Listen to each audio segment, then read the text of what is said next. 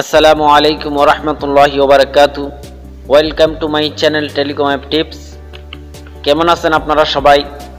I hope they are also good. নিয়ে আসলাম আপনাদের জন্য আরও একটি অসাম ভিডিও। আই থিঙ্ক এই ভিডিওটি আপনাদেরকে অনেক কাজে দিবে। তো যারা এখনও আমার চ্যানেলটি সাবস্ক্রাইব করেননি সাবস্ক্রাইব করে দিবেন এবং পাশে থাকা বেল আইকনটা অন করে দিবেন যেন আমার নতুন নতুন ভিডিওগুলো সবার আগে পেতে পারেন। সো আর কথা না বাড়িয়ে ভিডিওটি শুরু করা যাক।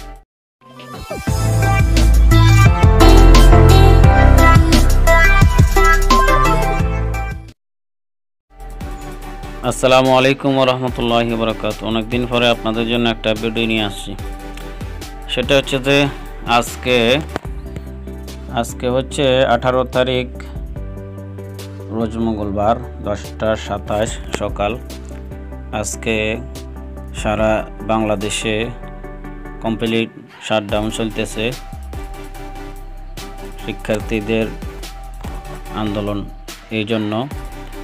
তো গতকালকেও শিক্ষার্থীদের উপরে ধরেন পুলিশ এবং বিভিন্ন সন্ত্রাসী সংগঠনের লোকেরা অসহনীয় নির্যাতন চালাচ্ছে, যার তীব্র নিন্দা জানাচ্ছি। তো আজকে মূল বিষয়টা হচ্ছে যে এখন সারা বাংলাদেশে আপনার ইন্টারনেট সেবা অফ করে দেওয়া হয়েছে।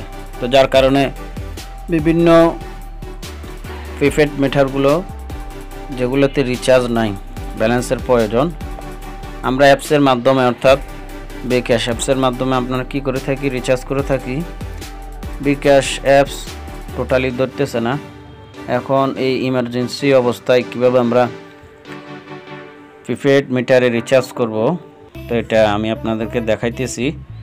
তো আমিও বিকাশ অ্যাপস থেকে কি করি, বিকাশ অ্যাপসের মাধ্যমে বিলগুলো দিয়ে থাকি, অর্থাৎ প্রিপেড মিটারে রিচার্জ দিয়ে থাকি। তো আজকে এই সমস্যাটা হয়েছে, যার কারণে অনেকবার ট্রাই করার পরে আমি বিষয়টা জানতে পারছি। তো এটা আপনাদেরকে জানাচ্ছি। যদি কখনো এরকম ইমার্জেন্সি প্রয়োজন হয় তাহলে ডায়ালের মাধ্যমে আপনারা প্রিপেড মিটারে রিচার্জ করতে পারবেন। তো দেখেন আমার বিষয়টা, আমি মেসেজ অপশনে ঢুকতেছি।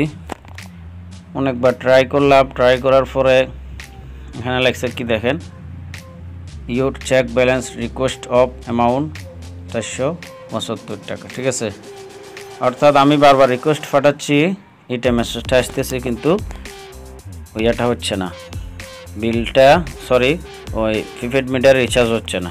আপনাদেরকে এখন হাতে কলমে বুঝিয়ে দিচ্ছি। সেটা হলো যে বিকাশ অ্যাপসে আপনি ডায়াল কোড, এটা আপনার যে সিমে বিকাশ অ্যাকাউন্ট আছে ওইটাতে ডায়াল করবেন। আমি দেখেন ওয়ান সিমে ডায়াল করলাম।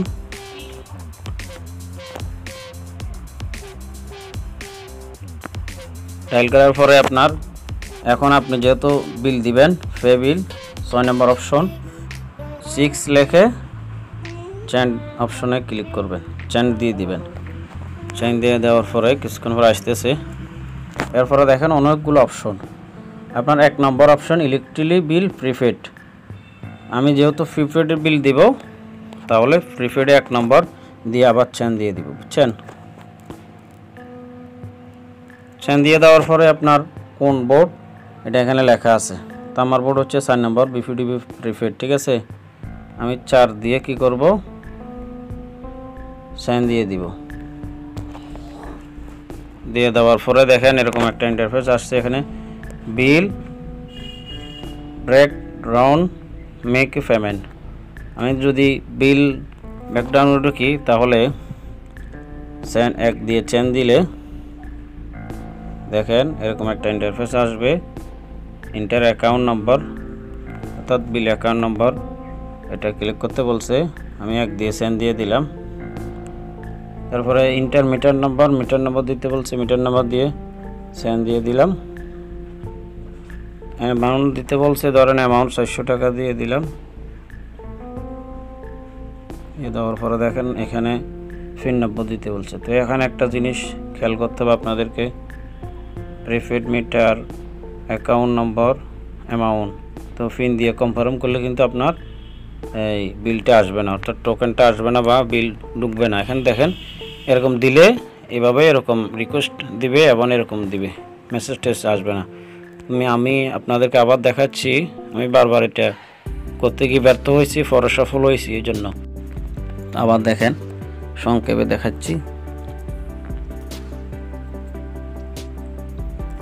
ডায়াল করার পরে 6 নম্বর অপশন বিল পে,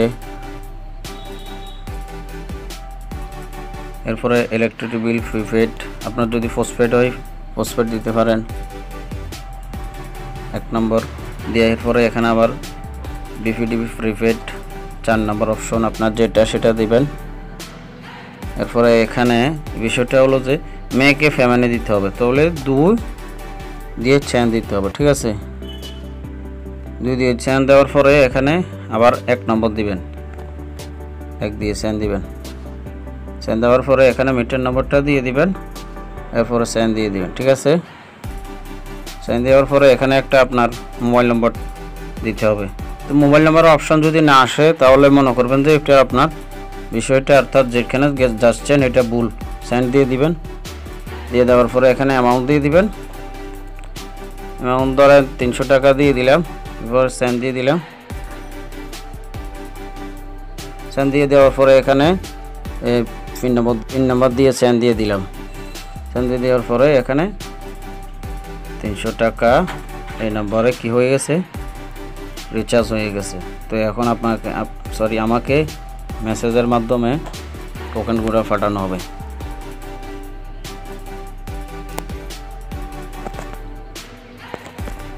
এই দেখেন টোকেন চলে আসছে, ঠিক আছে।